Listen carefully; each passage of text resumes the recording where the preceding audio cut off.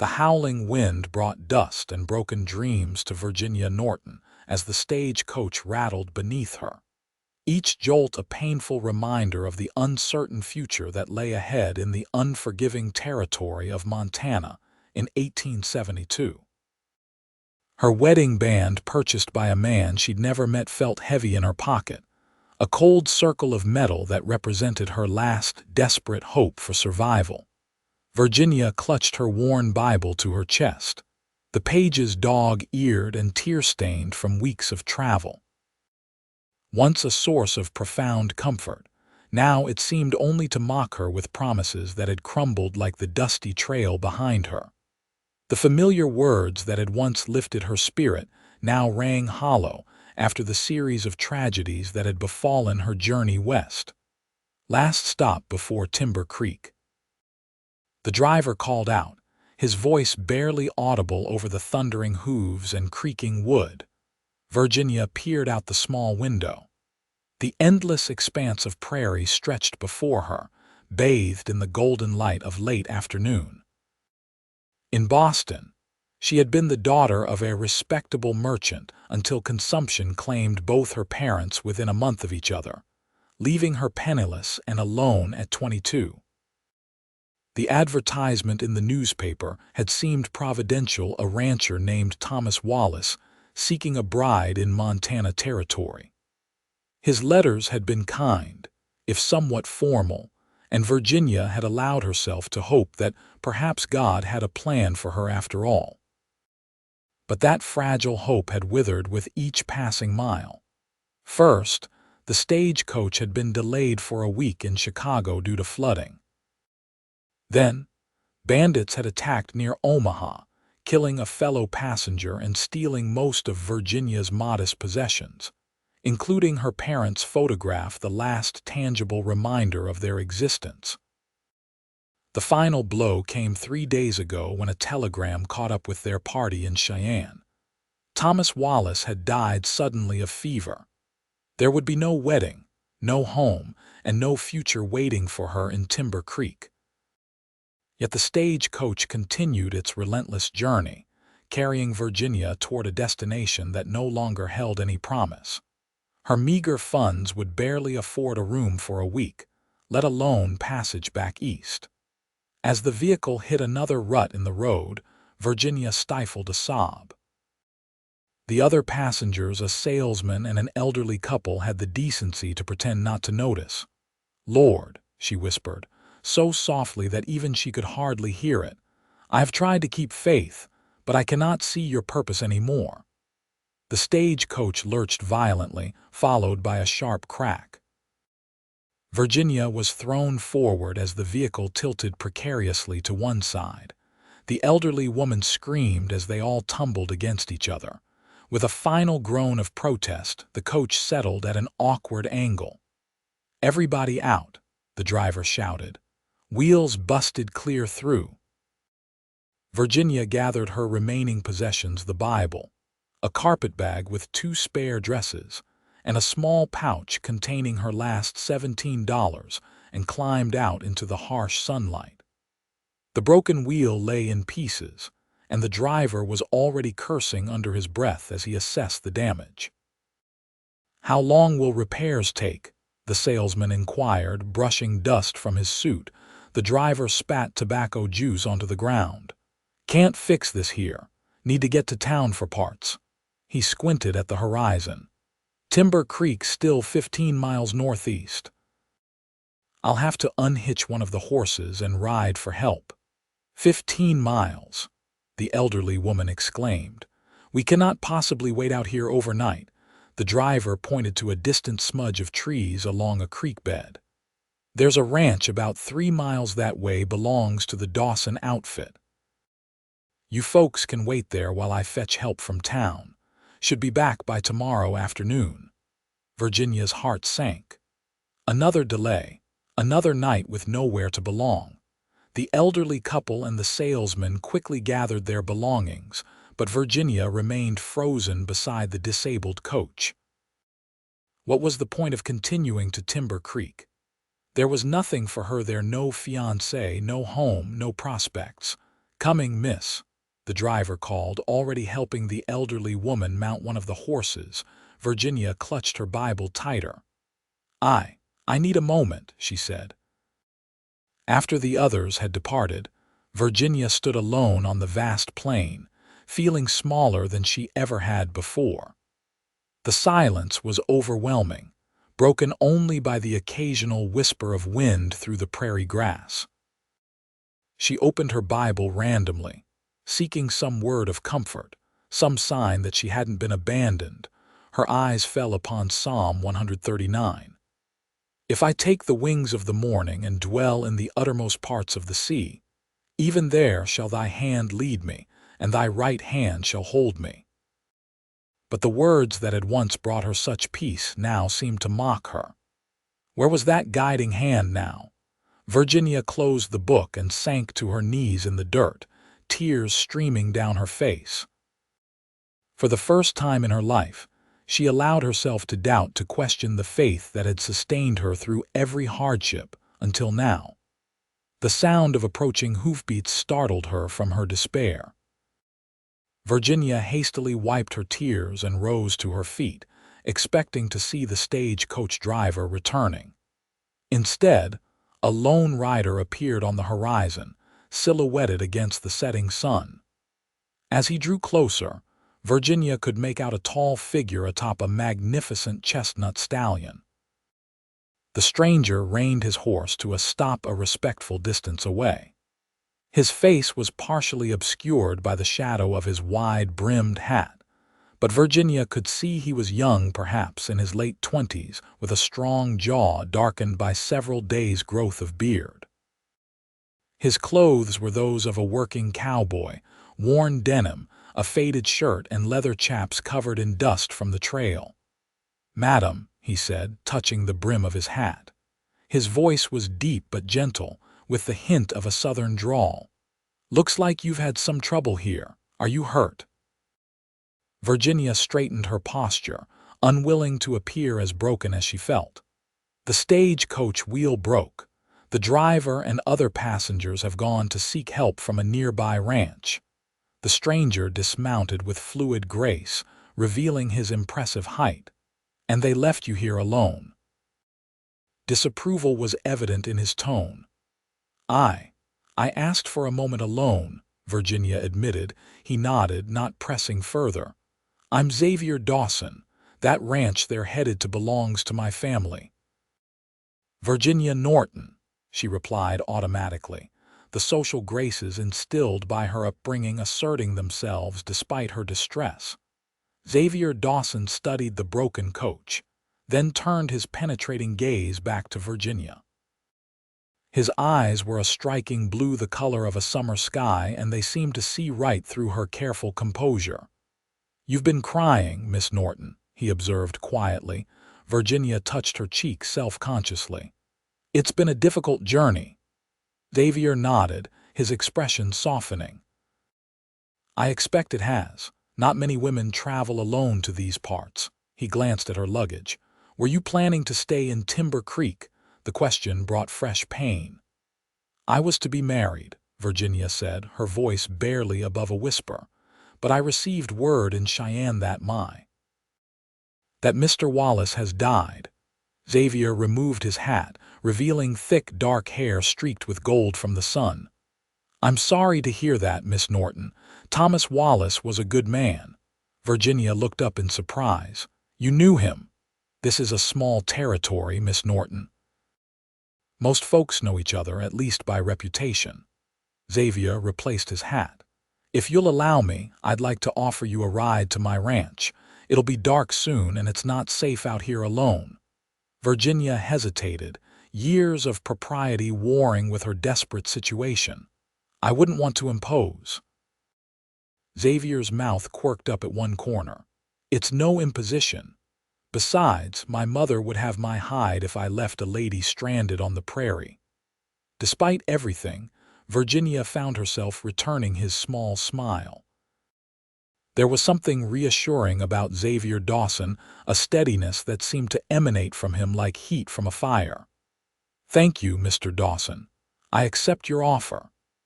Xavier helped Virginia gather her meager belongings, his hands strong and calloused but surprisingly gentle. He secured her carpet bag to his saddle and then turned to her, looking somewhat apologetic. "I'm afraid we'll have to ride double, Miss Norton. Ranger here is strong enough to carry us both to the ranch." Virginia nodded, trying to ignore the impropriety of such an arrangement. Xavier Dawson was offering help when she desperately needed it, and she was in no position to refuse based on the dictates of Boston society. With surprising strength, Xavier lifted her onto the saddle as if she weighed nothing, then swung up behind her. Virginia tensed at the unfamiliar proximity, but as they set off across the prairie, the rhythm of the horse's gait and the solid presence of the cowboy behind her gradually eased her anxiety. The sun was setting in earnest now, painting the vast sky in shades of orange and crimson.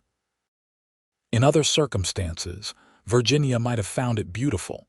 Instead, she was acutely aware of her uncertain future stretching before her like the boundless horizon. "May I ask what your plans are now, Miss Norton?" Xavier's voice came from just behind her right ear. Virginia swallowed hard. "I have no plans, Mr. Dawson," she admitted, the words painful to speak aloud. "I have very little money and no connections in this territory.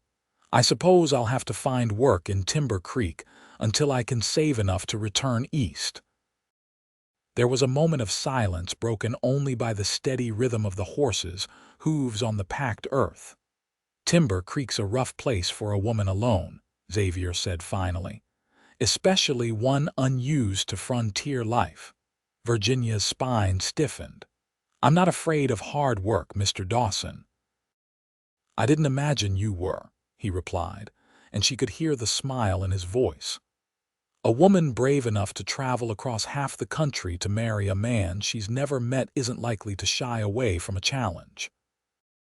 His words, free from both pity and judgment, eased something tight in Virginia's chest. For several minutes, they rode in companionable silence as the last light faded from the sky, replaced by a dazzling canopy of stars unlike anything Virginia had ever seen in Boston. "It's beautiful," she murmured, almost to herself. "God's own country," Xavier agreed. "That's what my father always called it." The casual reference to God sent a pang through Virginia's heart, reminding her of her crisis of faith. She clutched her Bible tighter but said nothing. Xavier seemed to sense her discomfort. "We're almost there," he said, pointing to a cluster of lights that had appeared in the distance.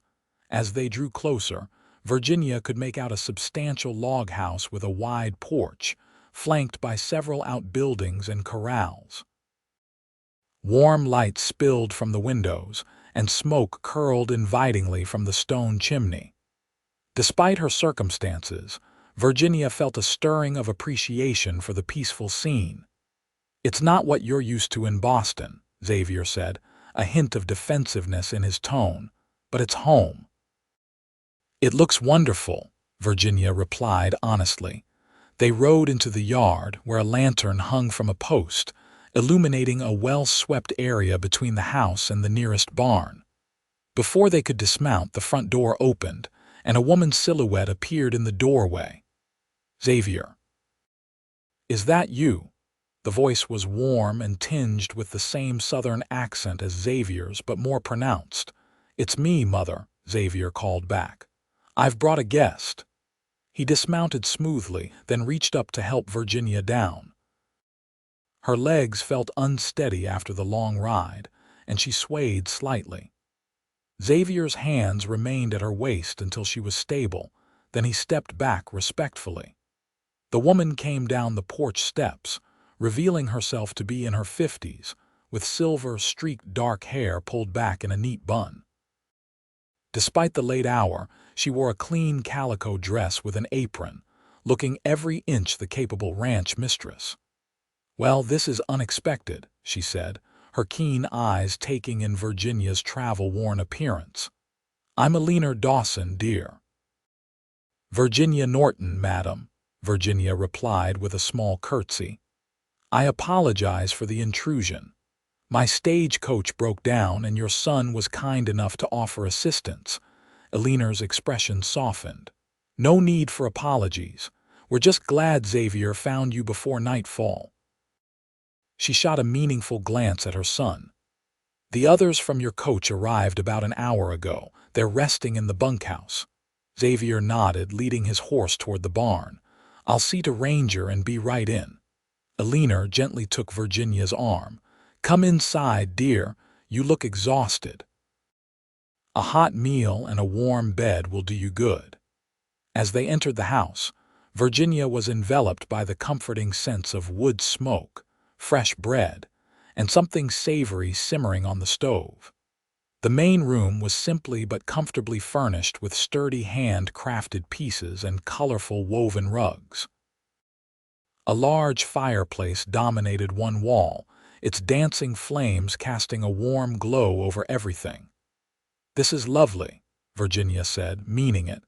Eleanor smiled, pleased. "We've made it comfortable. It's been just Xavier and me these past 3 years since my husband passed." She gestured to a rocking chair near the fire. "Sit down and rest. I'll fetch you some stew." Virginia sank gratefully into the chair, her body suddenly aware of every ache from the long, jolting stagecoach ride followed by the horseback journey. Eleanor returned with a bowl of steaming stew and a thick slice of bread. "Eat, dear. You'll feel better." The first spoonful nearly brought tears to Virginia's eyes, not just from the delicious flavors after weeks of bland travel food, but from the simple kindness of being cared for when she felt so utterly alone. Eleanor sat in a chair opposite, not pressing for conversation but providing quiet company as Virginia ate. The door opened, and Xavier entered, having shed his dusty coat and hat. In the warm light of the fireplace, Virginia could fully appreciate his features for the first time. He was undeniably handsome, with his sun-bronzed skin and striking blue eyes, but it was the quiet strength in his expression that truly drew her attention. "Better?" he asked, noting her empty bowl. Virginia nodded. "Much, thank you." Eleanor rose. "I've made up the spare room for you, Miss Norton. Xavier told me a little of your situation when he came through the kitchen." Her eyes reflected genuine sympathy. "I'm truly sorry about Mr. Wallace." "Thank you," Virginia whispered, the simple acknowledgement of her loss threatening to unravel her composure. Eleanor seemed to sense this. "You must be exhausted. Let me show you to your room." Virginia followed her hostess down a short hallway to a small but neat bedroom. A patchwork quilt covered the bed and fresh wildflowers stood in a jar on the bedside table. "The washstand has fresh water," Eleanor said, lighting a lamp. "And there are extra blankets in the chest if you get cold." Virginia turned to the older woman, suddenly overwhelmed by her generosity. "Mrs. Dawson, I don't know how to thank you." Eleanor patted her hand. "No thanks needed, dear. The Lord tells us to care for strangers, for by doing so, some have entertained angels unawares." The biblical reference sent another pang through Virginia's heart.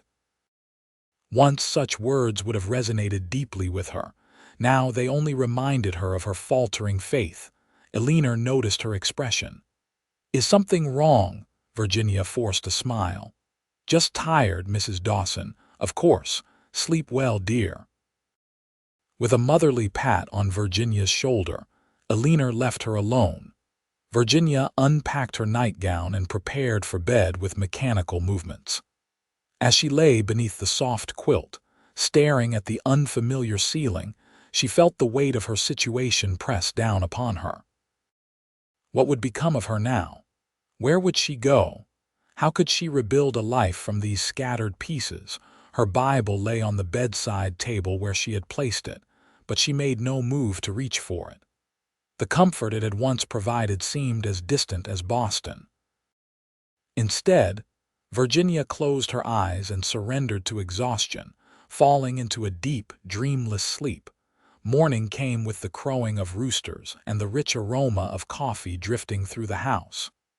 Virginia woke disoriented, momentarily forgetting where she was.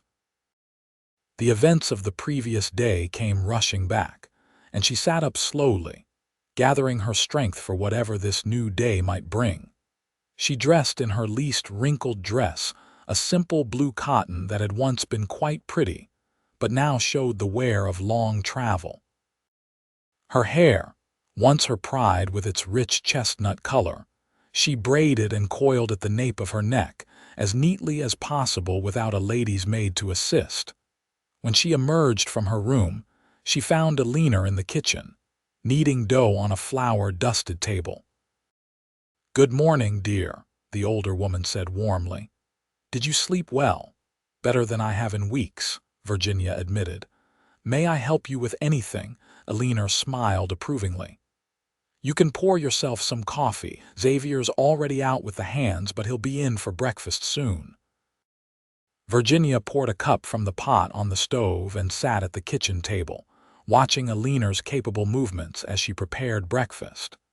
There was something soothing about the domestic scene, so normal and peaceful compared to the upheaval of recent weeks. "Mrs. Dawson," Virginia began hesitantly, "I was wondering if you might know of any employment opportunities in Timber Creek. I need to find work as soon as possible." Alina's hands stilled in the dough. "What sort of work were you thinking of, dear?" Virginia straightened her shoulders. "I'm educated. I can read and write well, and I'm good with figures. Perhaps a shop would need assistance. Or I could teach, if there's a school." Alina's expression was gentle but concerned. "Timber Creek is still a rough frontier town, Miss Norton. There's no proper school yet, and the shops are mostly saloons and trading posts." She hesitated. "There's the hotel, but—" She didn't need to finish. Virginia understood the implication. A young, unmarried woman working in a frontier hotel would face certain assumptions about her character and availability. Before Virginia could respond, the back door opened, and Xavier entered, accompanied by a gust of fresh morning air. He had clearly been working already, with smudges of dirt on his rolled-up sleeves, but he'd made an effort to wash up before coming inside. His damp hair curled slightly at his temples. "Morning," he greeted them both, hanging his hat on a peg by the door. "The stagecoach driver just rode in. Says the new wheel won't be ready until tomorrow morning."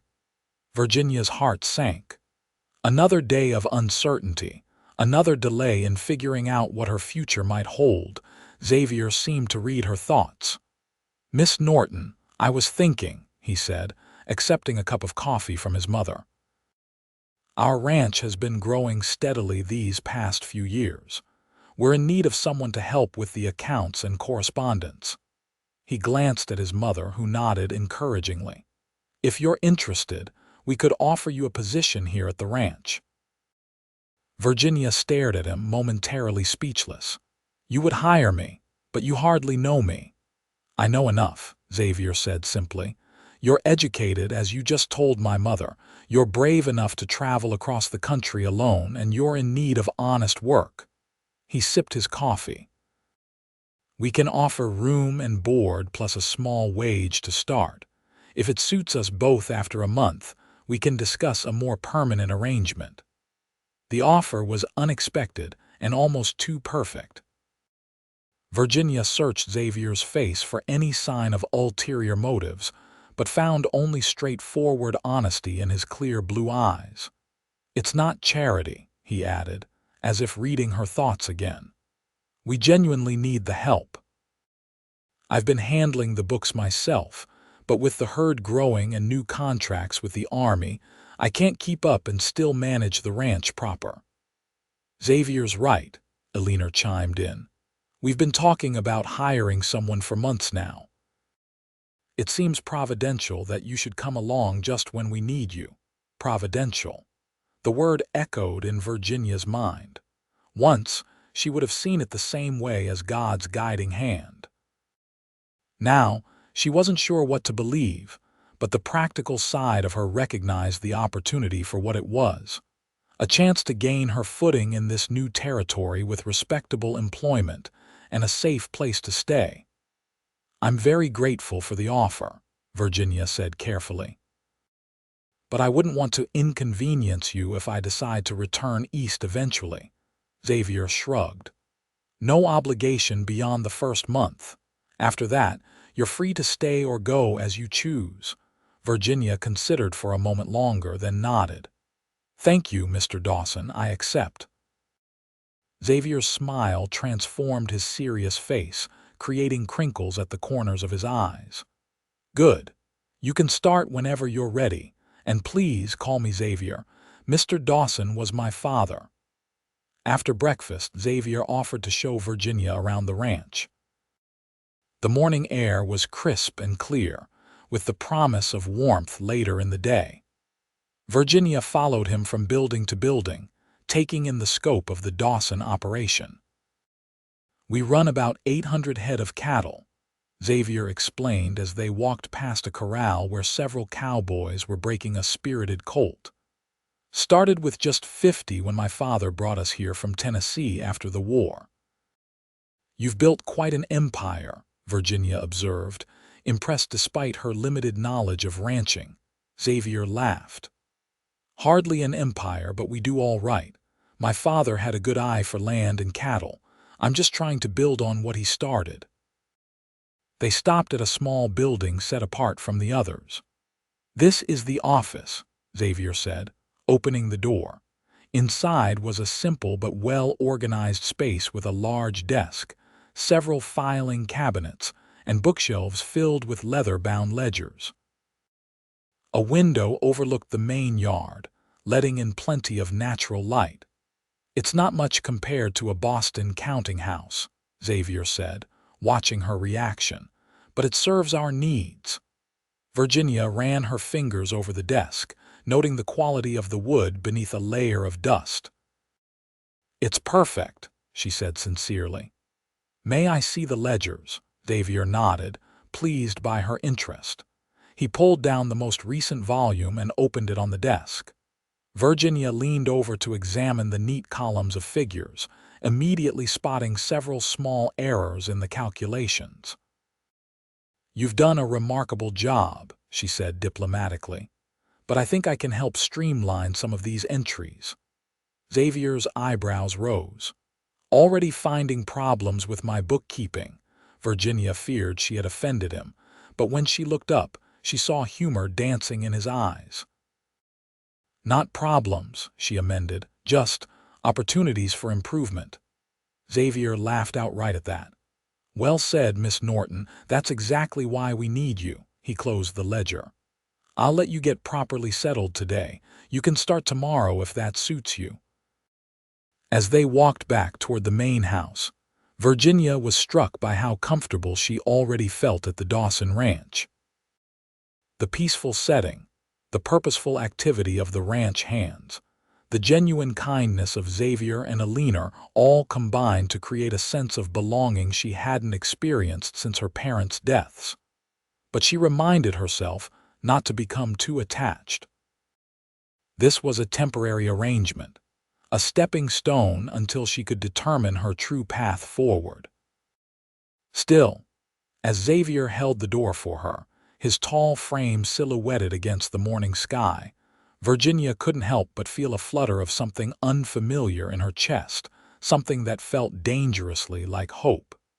The next few days established a routine that Virginia found surprisingly comfortable.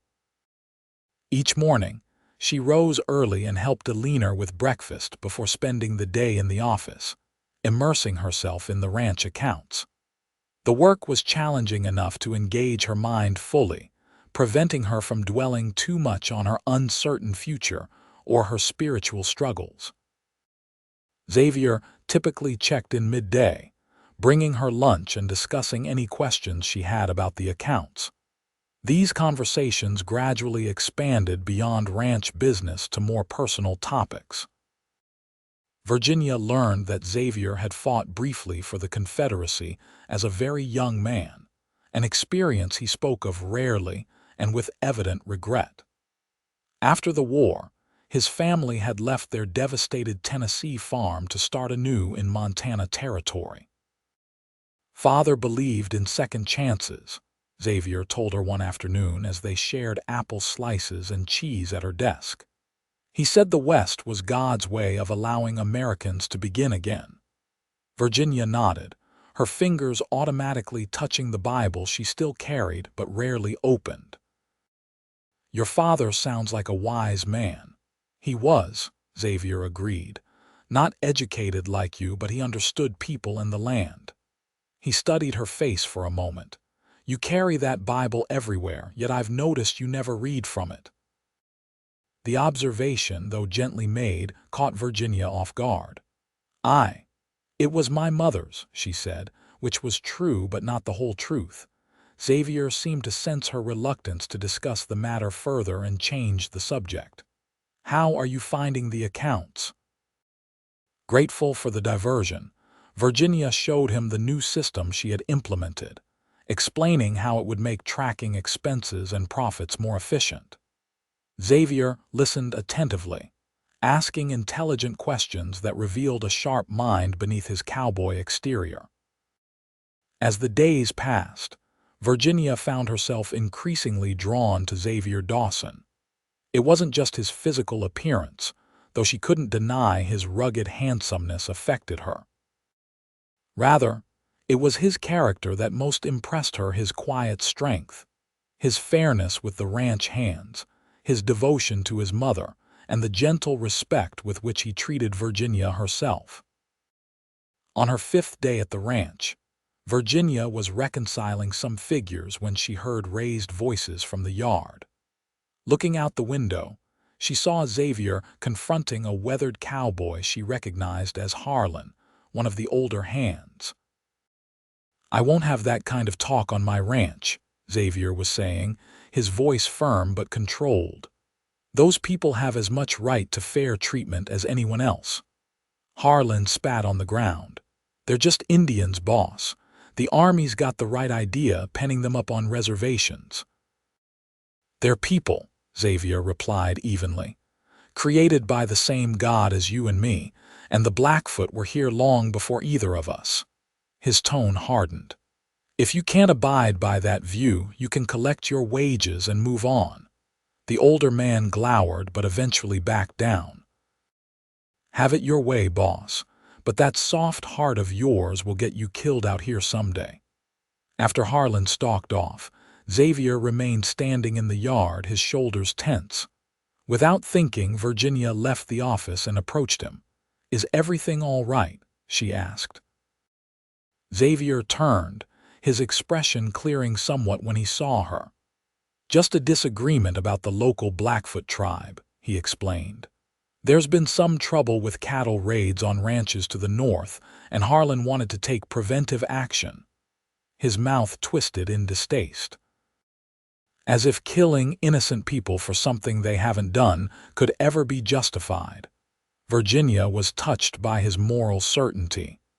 "It's admirable that you stand up for your principles, even when it's unpopular." Xavier shrugged.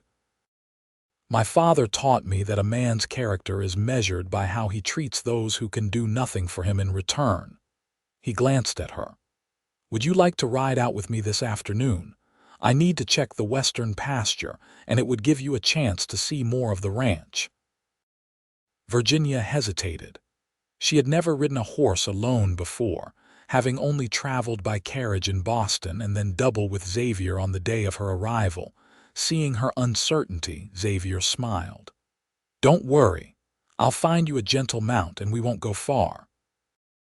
An hour later, Virginia found herself perched somewhat precariously on a docile mare named Daisy, following Xavier along a well-worn trail that wound through rolling grasslands dotted with wildflowers. Despite her initial nervousness, she soon began to enjoy the experience, finding a rhythm that matched the horse's easy gait. "You're a natural," Xavier called over his shoulder. "Are you sure you didn't ride in Boston?" Virginia laughed, the sound surprising her. When had she last laughed so freely? Quite sure. Ladies in Boston travel by carriage, not horseback. They rode to the top of a gentle rise where Xavier reined in his stallion. Virginia guided Daisy alongside, then caught her breath at the view. The land spread out before them in a tapestry of greens and golds, with the distant mountains rising blue and majestic against the horizon. A herd of cattle grazed peacefully in the valley below, and a creek wound like a silver ribbon through the landscape. "It's beautiful," Virginia murmured. "This is my favorite spot on the ranch," Xavier admitted. "When things get difficult or decisions need making, I come here to think and pray." Virginia felt a pang at the mention of prayer, but she kept her expression neutral. "I can see why. It feels close to heaven." Xavier glanced at her, his blue eyes thoughtful. "Miss Norton, Virginia, may I speak frankly?" She nodded, suddenly nervous. "Something troubles you deeply," he said. "Something beyond the loss of your fiancé and your difficult journey." He gestured to the Bible tucked into her saddlebag. "It has to do with your faith, doesn't it?" Virginia stared out at the panorama before them, finding it easier than meeting his penetrating gaze. "Is it so obvious?" she asked finally. "Only to someone who's experienced similar struggles," Xavier said quietly. This made her turn to look at him. "You?" Xavier nodded, his expression somber. "After the war, I saw and did things that made me question everything I believed about God and His goodness. For almost 2 years afterward, I couldn't bring myself to pray or even enter a church." Virginia felt a sudden kinship with this man that transcended their brief acquaintance. "What happened?" she asked softly. "How did you find your way back?" Xavier was silent for a long moment, his gaze distant. "My father fell ill the second winter after we came west. The doctor in town couldn't help him, and we were snowbound at the ranch. I was desperate, angry that God would take him after all we'd survived." His voice dropped. "One night, when I thought Father wouldn't last until morning, I went out into the blizzard. I wasn't dressed properly. Part of me probably wanted to die too." Virginia gasped softly, but didn't interrupt. "I got lost in the whiteout," Xavier continued. "Couldn't see the ranch house anymore, couldn't feel my hands or feet. I fell into a snowdrift and knew I was going to die there." A small smile touched his lips. "That's when I heard the sound of a bell. Our lead steer had a bell around his neck, and somehow he'd broken out of the barn and wandered into the storm. I followed that sound, crawling most of the way, and it led me right back to the ranch." He turned to Virginia, his eyes intense. "That bell saved my life, and something about it, the way it came out of nowhere just when I needed it most, broke through the wall I'd built against God. I realized He hadn't abandoned me during the war or during my father's illness. He'd been there all along, waiting for me to turn back to Him." Virginia felt tears prick her eyes. "And your father lived another 3 years," Xavier said. "Not a miracle by most standards, but it was enough time for me to make my peace with him and with God." They sat in silence for several minutes, the only sounds the soft snorting of their horses and the whisper of wind through the grass. Virginia's mind whirled with conflicting emotions: recognition of her own spiritual desolation, envy of Xavier's renewed faith, and a strange, tender feeling toward this man who had shared something so personal with her. "I don't know if I can find my way back," she admitted finally, her voice barely audible. "So much has happened. It feels as though God has forgotten me entirely." Xavier reached across the space between their horses and gently covered her gloved hand with his own. "He hasn't forgotten you, Virginia, no matter how it feels." The simple touch and the conviction in his voice brought fresh tears to her eyes. She withdrew her hand, uncomfortable with her own vulnerability. "We should head back," she said. "I still have work to finish before dinner." Xavier nodded, respecting her need for space. "Of course." As they rode back toward the ranch in companionable silence, Virginia found herself replaying their conversation. For the first time since the string of disasters that had befallen her journey west, she allowed herself to consider that perhaps her crisis of faith wasn't final, that maybe, like Xavier, she might find her way back to the certainty she had once known. That evening, alone in her room, Virginia opened her Bible for the first time in weeks. She didn't read it immediately, just held it in her hands, feeling the familiar weight and texture of the leather binding. Then, slowly, she turned to the book of Job and began to read the story of a man who had lost everything yet ultimately found his way back to faith. As summer deepened, Virginia settled more comfortably into life at the Dawson Ranch. Her work in the office brought order to the ranch's finances and correspondence, freeing Xavier to focus on the actual running of the cattle operation. Eleanor, delighted to have another woman in the house, taught Virginia the domestic skills she would need on the frontier: how to make soap, preserve food, and even basic medical care for common ailments. Virginia found herself flourishing in ways she hadn't expected. The physical work strengthened her body, while the mental challenges of managing the ranch accounts kept her mind sharp.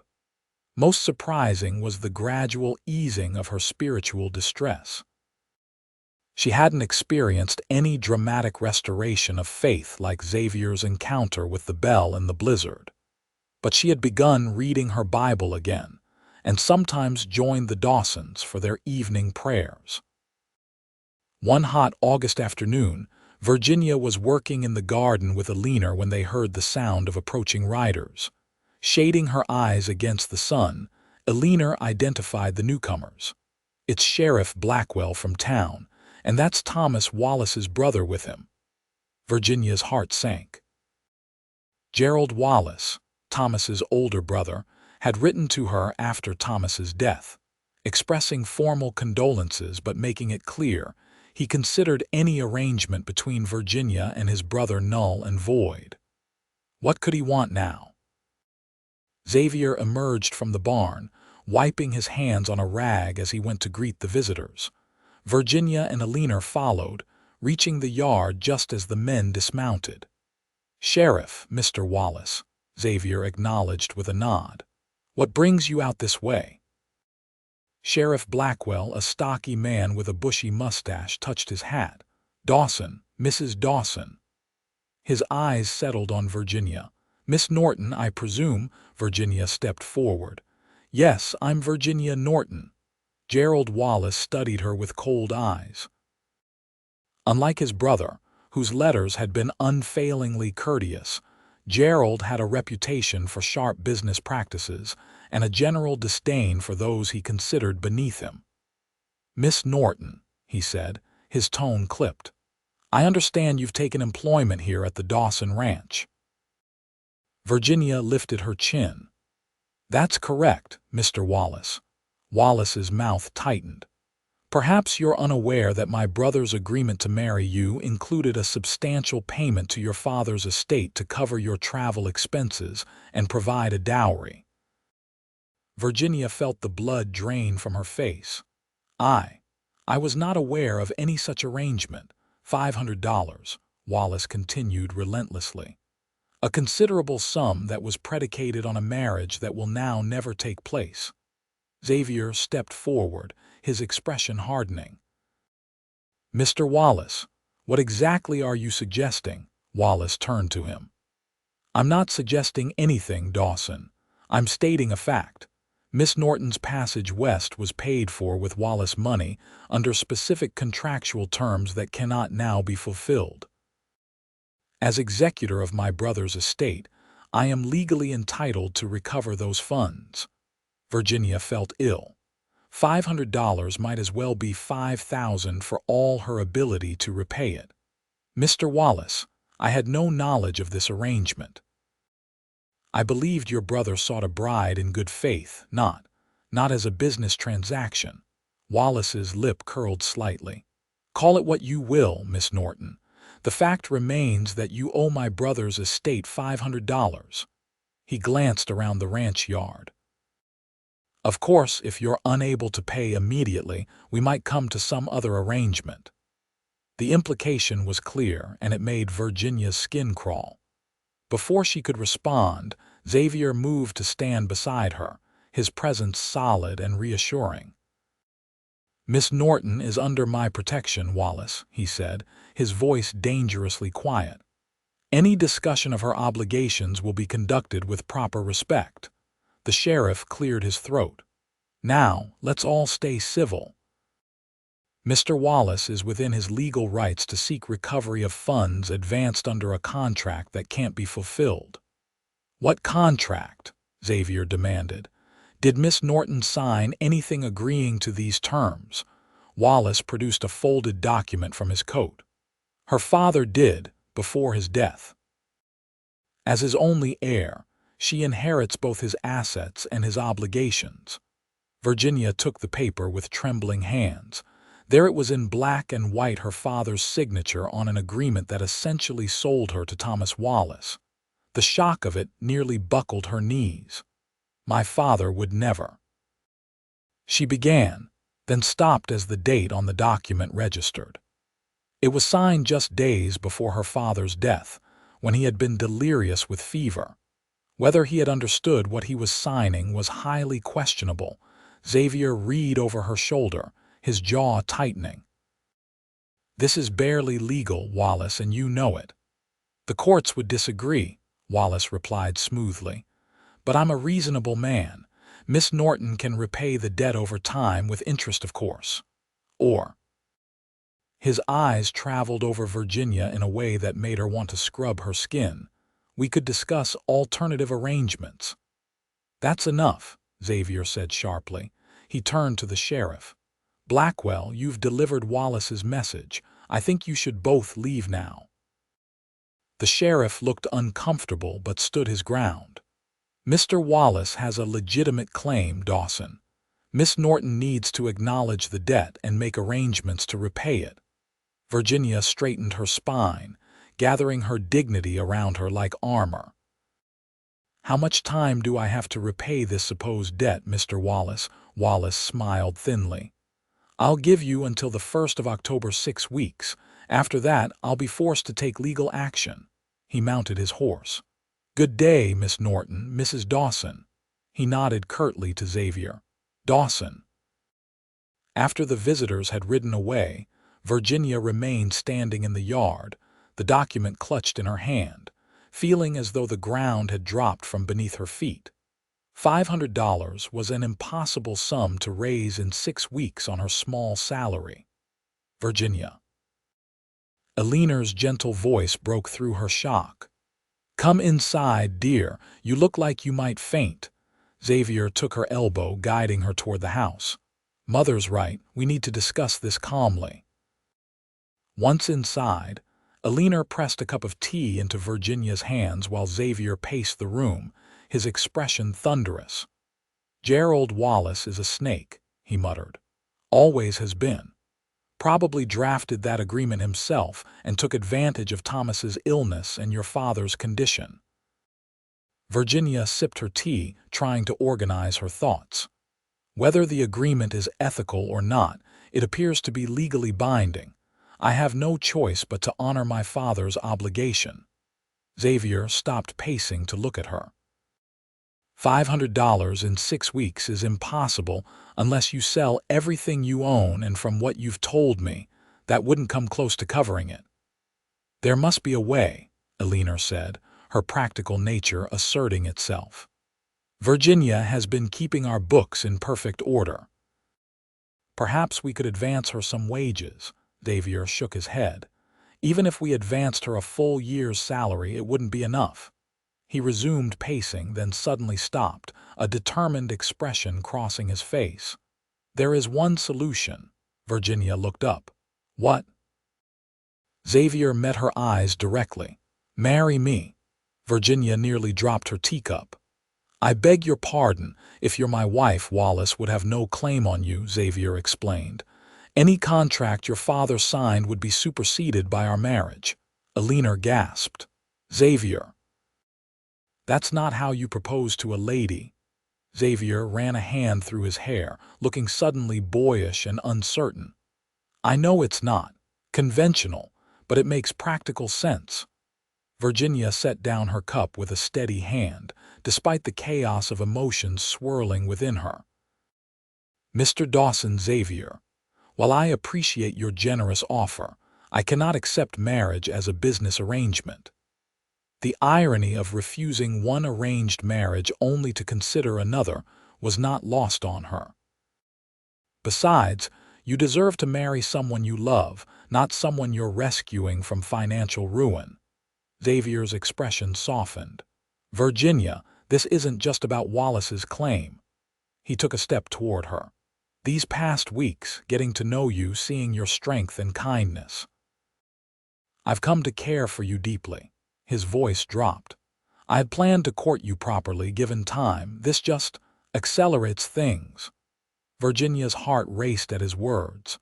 She couldn't deny the attraction she felt toward Xavier, his integrity, his gentle strength, his faith. But marriage, so soon. I need time to think, she said finally. Xavier nodded.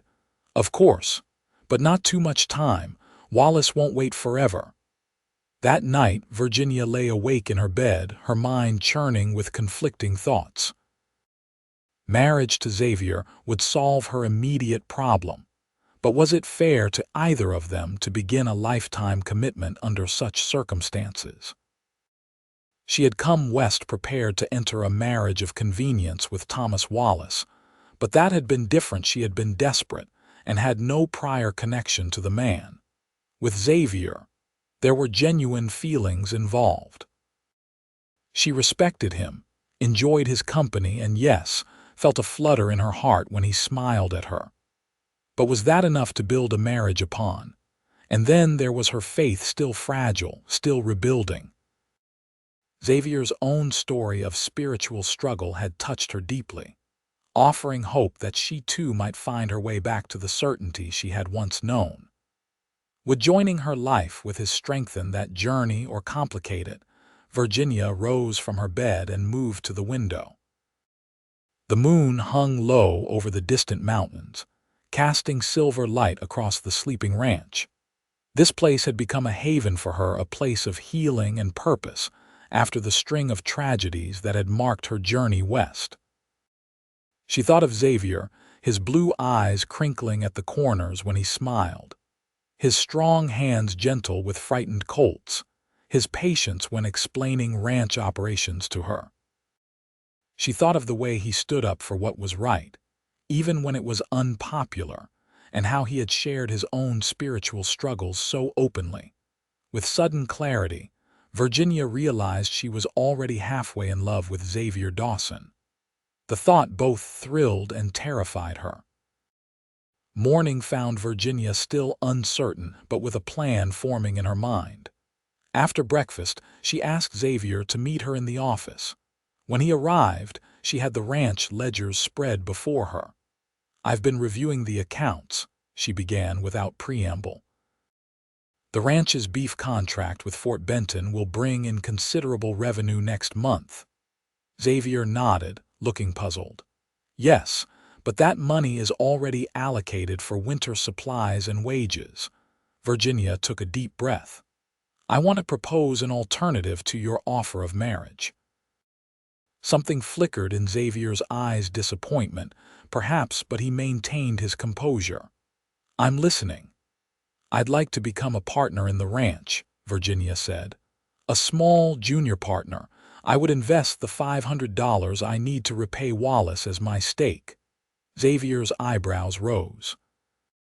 But you don't have $500. I would borrow it from you, Virginia explained. Or rather, from the ranch. A business loan with proper terms and interest which I would repay from my share of the profits. She pushed a carefully drafted agreement across the desk. I've worked out the figures, it's all there. Xavier studied the document, his expression unreadable. This is unexpected. Is it impossible? Virginia asked, suddenly uncertain. Xavier looked up, a slow smile spreading across his face. No, not impossible. Actually, it's quite clever. He tapped the paper. But there's one flaw in your plan. Virginia's heart sank. What's that? Wallace won't accept payment from me or the ranch, Xavier explained. He'll know it's just a way to circumvent his claim on you. He wants either the money directly from you, money you don't have, or... He hesitated. Or me, Virginia finished quietly. Xavier nodded, his expression grim. I know Gerald Wallace. This isn't really about the money. It's about control and getting what his brother couldn't have. Virginia felt cold despite the warm August morning. Then I'm trapped. Xavier reached across the desk to take her hand. Not trapped, just facing limited options. His grip tightened slightly. Virginia, my offer of marriage stands, but I want you to understand something. It's not merely a practical solution or a rescue. He rose and came around the desk to stand before her. When I suggested marriage yesterday, I spoke hastily and without the proper respect the subject deserves. For that, I apologize. He took both her hands in his. The truth is, I admire you more than any woman I've ever known. Your courage in facing adversity, your intelligence, your gentle spirit all have captured my heart in ways I never expected. Virginia's breath caught as Xavier dropped to one knee before her. I know we've known each other only a short time, he continued, his voice deep with emotion. And I know this isn't how either of us imagined finding a spouse. But sometimes God's plans are different from our own. He squeezed her hands gently. Virginia Norton, would you do me the great honor of becoming my wife? Not to solve a problem or settle a debt, but because I believe we could build a good life together, one based on mutual respect, shared faith, and growing affection. Virginia looked into Xavier's earnest blue eyes and felt something inside her shift.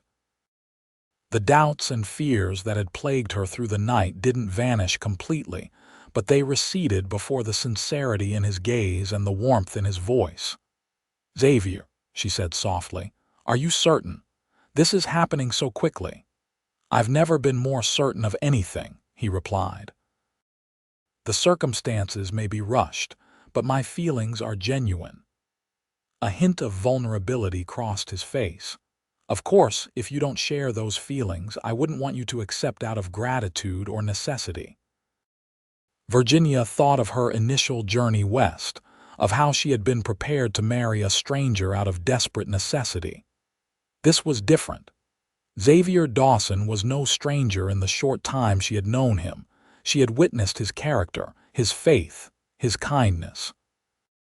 She had seen him in moments of strength and vulnerability. And yes, she had begun to care for him deeply. Yes, she said simply, I will marry you, Xavier Dawson. Joy transformed his face, making him look younger and even more handsome. He rose and, with a questioning glance that she answered with a slight nod, drew her into his arms for a gentle, brief kiss her first. When they parted, both slightly breathless, Xavier rested his forehead against hers. We'll make this work, Virginia, I promise you. For the first time in months, Virginia felt the stirring of true hope, not just for her immediate circumstances, but for her future. And with that hope came something else, a whispered prayer of gratitude that rose unbidden from her heart. News of their engagement spread quickly through the ranch. Eleanor, though initially concerned about the hasty nature of the match, soon embraced Virginia as the daughter she had never had. The ranch hands, too, seemed pleased, offering rough but sincere congratulations to Xavier and shy nods to Virginia when they encountered her. Xavier rode into Timber Creek the following day to inform Gerald Wallace of their impending marriage. He returned looking grimly satisfied. Wallace wasn't pleased, he reported to Virginia as they walked along the creek that evening, but he knows he can't fight it. Once we're married, any claim he had against you becomes invalid. Virginia nodded, relief washing through her. When should we? That is, what date were you thinking for the wedding? Xavier squeezed her hand. "As soon as possible, given Wallace's deadline. But I want to give you a proper wedding, not some hasty ceremony."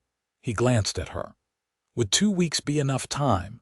Mother's already planning and sewing, and Pastor Mitchell can ride out from Timber Creek." 2 weeks is fine," Virginia agreed, trying to sound calmer than she felt. In 14 days, she would be a married woman wife to this tall, honorable cowboy who had so unexpectedly captured her heart. The next 2 weeks passed in a flurry of preparations. Eleanor, delighted to finally plan a wedding, threw herself into creating a special day despite the rushed timeline.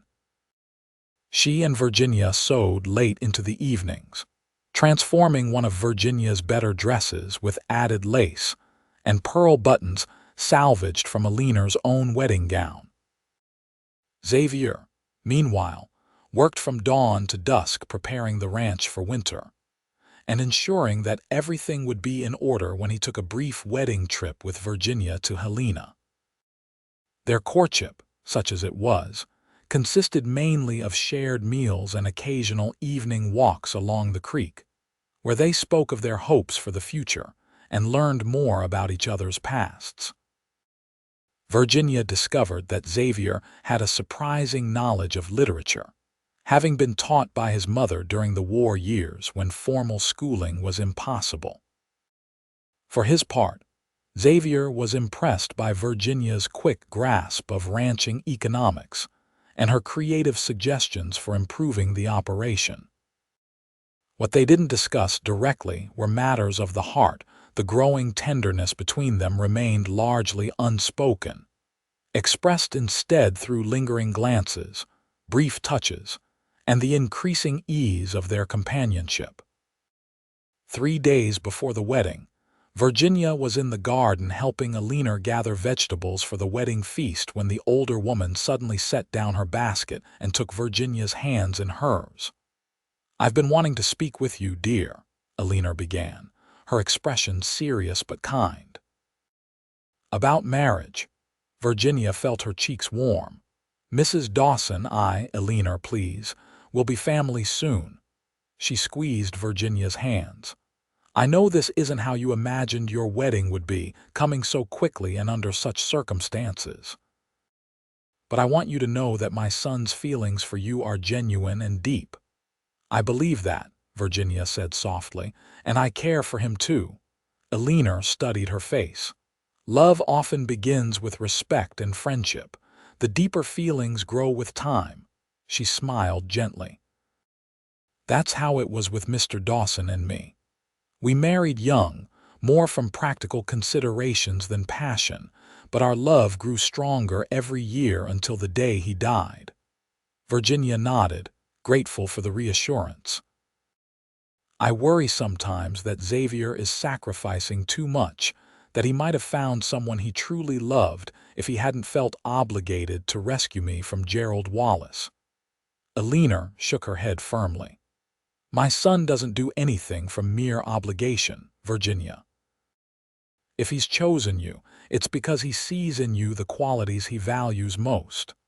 Her eyes twinkled suddenly. "Besides, I've never seen him look at any woman the way he looks at you when you're not watching." Virginia's heart skipped at this revelation. "Truly, truly," Eleanor confirmed. She patted Virginia's cheek affectionately. "Now, let's finish with these vegetables. We have a wedding to prepare for." On the morning of her wedding day, Virginia woke at dawn.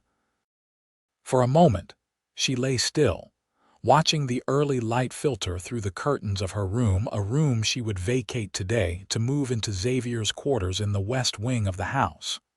The thought brought both nervousness and anticipation. She and Xavier had shared only that one brief kiss after his proposal, his respect for her propriety evident in every interaction since. Tonight, everything would change. She would truly become his wife in every sense. Virginia rose and went to the window, gazing out at the ranch as it came to life in the early morning light. Ranch hands moved between the buildings, Horses nickered in the corral, and smoke rose from the bunkhouse chimney. In the distance, the mountains stood majestic against the pale sky. This place had become home to her in ways Boston never had. Here, among these good people and this beautiful land, Virginia had begun to heal not just from the trials of her journey west, but from deeper wounds. The loss of her parents, her sense of purpose, her faith. Her Bible lay on the bedside table, and Virginia picked it up, opening to the passage she had marked the night before. "For I know the thoughts that I think toward you, saith the Lord, thoughts of peace and not of evil, to give you an expected end." The familiar words resonated differently now. When she had first read them after her parents' deaths, they had seemed empty promises, unfulfilled. Now, she could see how the painful journey, the loss of her intended fiancé, even Gerald Wallace's cruel demand, had all led her here to this ranch, to Xavier, to a life she could never have imagined but which felt inexplicably right. A knock at the door interrupted her thoughts. Eleanor entered, carrying a tray with tea and toast. "Good morning, bride," she said warmly. "I thought you might want a quiet breakfast before the day begins in earnest." Virginia smiled gratefully. "Thank you, Mother." The title felt strange but not uncomfortable on her tongue. Eleanor's eyes misted at the address. "Oh, my dear girl, you've brought such joy to this house." She set down the tray and embraced Virginia. "Now eat your breakfast, we have a busy day ahead." By mid-morning, the ranch was transformed. The hands had swept the yard clean and strung lanterns between the house and barn for the evening celebration. Inside, Eleanor had arranged wildflowers in every available container, and delicious smells wafted from the kitchen where several neighboring women had gathered to help prepare the wedding feast. Virginia bathed and dressed with Eleanor's help, her hands trembling slightly as she fastened the pearl buttons of her transformed gown. The simple dress, with its added lace collar and cuffs, looked remarkably elegant. "Beautiful," Eleanor pronounced, stepping back to admire her. "Absolutely beautiful." A final touch was the wreath of white prairie flowers for her hair, which Eleanor placed carefully atop Virginia's chestnut curls. Looking in the small mirror, Virginia hardly recognized herself. Gone was the exhausted, frightened young woman who had arrived at the Dawson ranch just weeks ago. In her place stood a bride still nervous, perhaps, but with clear eyes and a steady heart. "It's time," Eleanor said softly, offering her arm. They walked together to the main room, where Pastor Mitchell waited with his Bible. The furniture had been pushed back to create a small space before the fireplace, which was decorated with more wildflowers and ribbon. The ranch hands stood in a respectful semicircle, freshly shaved and wearing their Sunday best, which in most cases meant clean shirts and polished boots. And there at the front, standing tall and solemn in a dark suit that emphasized the breadth of his shoulders, was Xavier. When he turned and saw Virginia, his expression transformed from nervous anticipation to undisguised wonder. Virginia's breath caught at the naked emotion on his face. Any lingering doubts she might have harbored about his feelings vanished in that moment. This was no marriage of convenience for Xavier Dawson, whatever its practical benefits might be. As Eleanor guided her to Xavier's side, Virginia felt a profound sense of rightness settle over her. When she placed her hand in his strong fingers closed around hers with gentle reassurance. The ceremony itself was simple but meaningful. Pastor Mitchell spoke of the sacred bond of marriage, the partnership it represented, and the divine purpose it served. Xavier's voice was clear and steady as he repeated his vows, promising to love, honor, and cherish Virginia all the days of his life. When her turn came, Virginia was surprised by the strength in her own voice as she made the same promises to him. "By the authority vested in me, I now pronounce you husband and wife, Pastor Mitchell concluded. Mr. Dawson, you may kiss your bride. Xavier's hands were gentle as he lifted Virginia's face to his.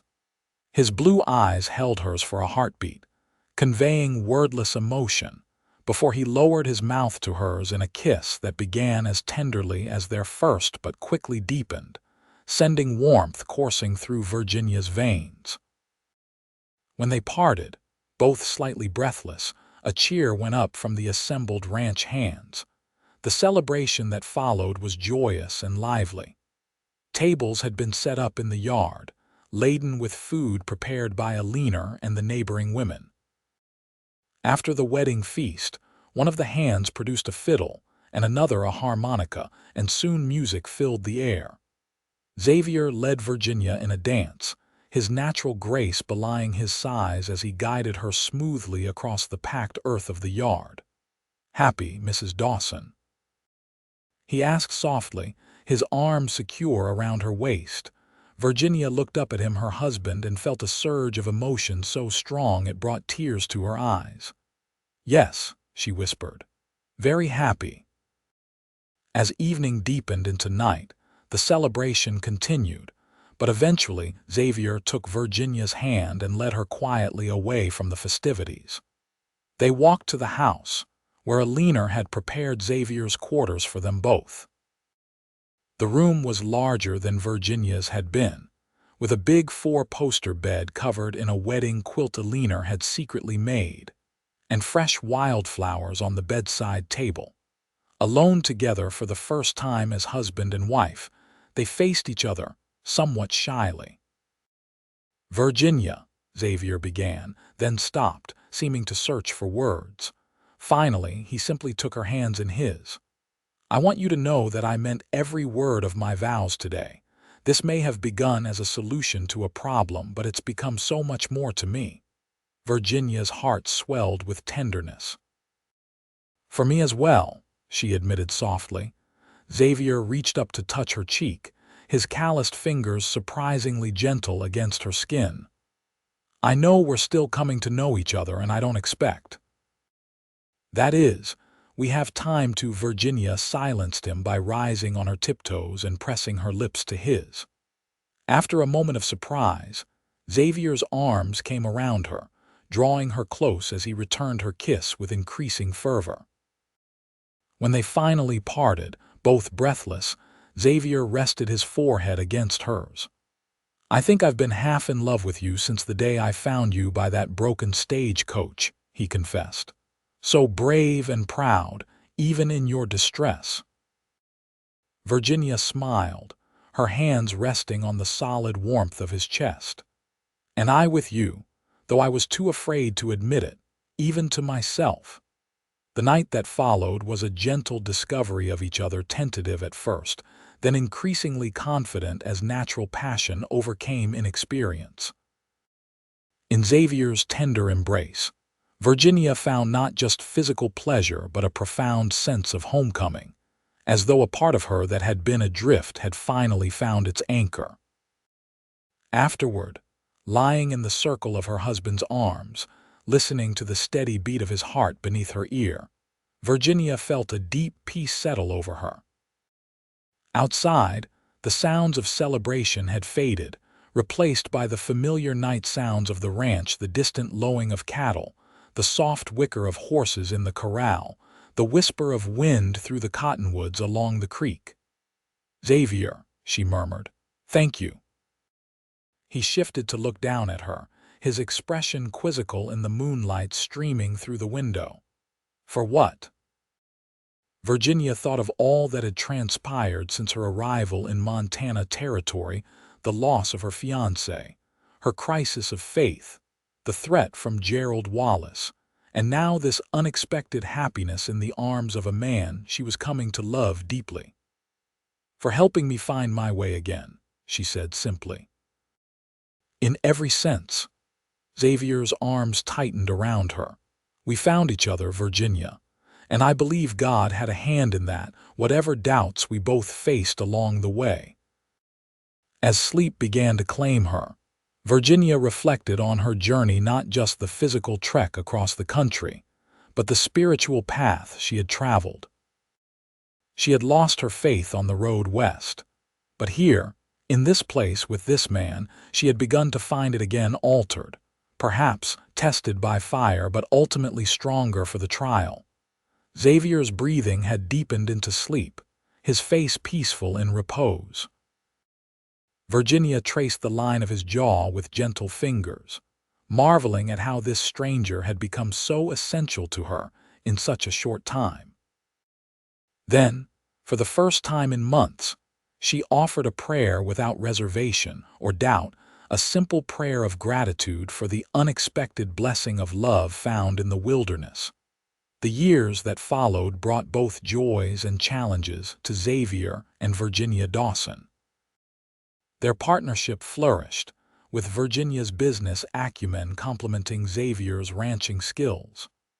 Under their joint leadership, the Dawson Ranch prospered, expanding its operations and gaining a reputation for both the quality of its cattle and the fair treatment of its workers. Eleanor lived to see 3 grandchildren born, 2 boys with their father's blue eyes, and a girl with Virginia's chestnut curls, before passing peacefully in her sleep during the harsh winter of 1879. Her legacy lived on in the ranch she had helped build and in the family values she had instilled in her son, which he in turn passed to his children. Gerald Wallace made one final attempt to cause trouble, contesting the legitimacy of Xavier and Virginia's marriage in court, but his case was quickly dismissed. Shortly afterward, he sold his brother's property and moved east, never to return to Montana territory. Through it all, the harsh winters and drought summers, the market fluctuations and occasional conflicts with neighbors, Xavier and Virginia's bond only strengthened. The marriage that had begun partly as a practical solution grew into a deep and abiding love, built on mutual respect, shared faith, and genuine affection. Virginia never regretted the journey west, despite its many hardships.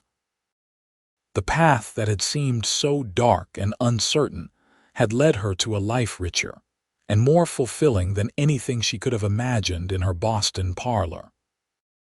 She had lost her faith on the road, but found it again along with love, purpose, and belonging in the wild beauty of Montana and the steadfast heart of her cowboy. And on their 20th anniversary, when Xavier presented her with a small leather-bound journal in which he had recorded the story of their meeting and courtship, Virginia wept happy tears as she read his final lines. "Some might call it chance that brought you to Montana, just when I needed you most. Some might say it was merely good fortune that led me to find you beside that broken stage-coach. But I believe it was Providence, guiding us both home to each other. For in finding you, my dearest Virginia, I found the better part of myself. And in helping you rediscover your faith, I strengthened my own. This is the greatest gift God has given me, not the land or the cattle or even our beloved children, precious though they are, but you, my partner, my friend, my love, my wife."